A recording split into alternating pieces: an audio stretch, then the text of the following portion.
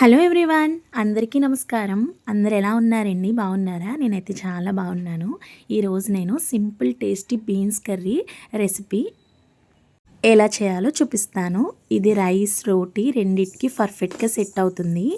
ఈజీగా కుక్కర్లో చేసేస్తానండి నేను.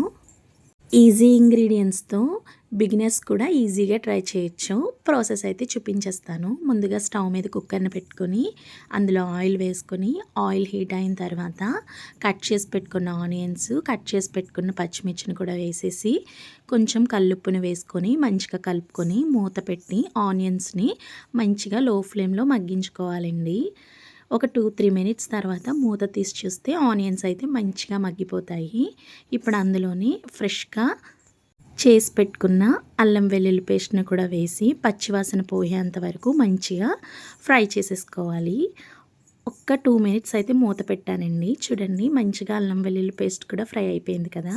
ఇప్పుడు మనం నీట్గా వాష్ చేసుకొని పక్కన పెట్టుకున్న బీన్స్ని కూడా అందులో వేసేసి కొంచెం పసుపుని వేసేసానండి. నేను పచ్చివాసన రాకుండా ఉంటుంది. పసుపుని కూడా వేసి మంచిగా కలుపుకొని మూత పెట్టి 2-3 మినిట్స్ బీన్స్ని కూడా మగ్గనివ్వాలి. తర్వాత మూత తీసి అందులో తగినంత కారం, కొంచెం జీలకర్ర పొడి, కొంచెం చికెన్ మసాలా వేసి గరిటె పెట్టి మంచిగా కలుపుకొని గ్రేవీకి కావాల్సినన్ని వాటర్ అయితే యాడ్ చేసుకొని కుక్కర్ మూతకి బెల్ట్ పెట్టి ఒక 3 విజిల్స్ వచ్చేంత వరకు విజిల్ రానిచ్చి స్టవ్ ఆఫ్ చేసుకోవడమే.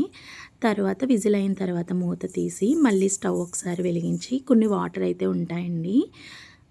అప్పుడు కొంచెం గరం మసాలా వేసుకొని కూరని దగ్గరికి అవనిచ్చి కొత్తిమీర అయితే వేసేసుకోవడమే. టేస్టీ బీన్స్ కర్రీ రెడీ అయిపోతుంది. చాలా టేస్టీగా ఉంటుంది. ఇలాంటి వీడియోస్ కావాలంటే మన ఛానల్ సబ్స్క్రైబ్ చేసుకోండి. Bye bye.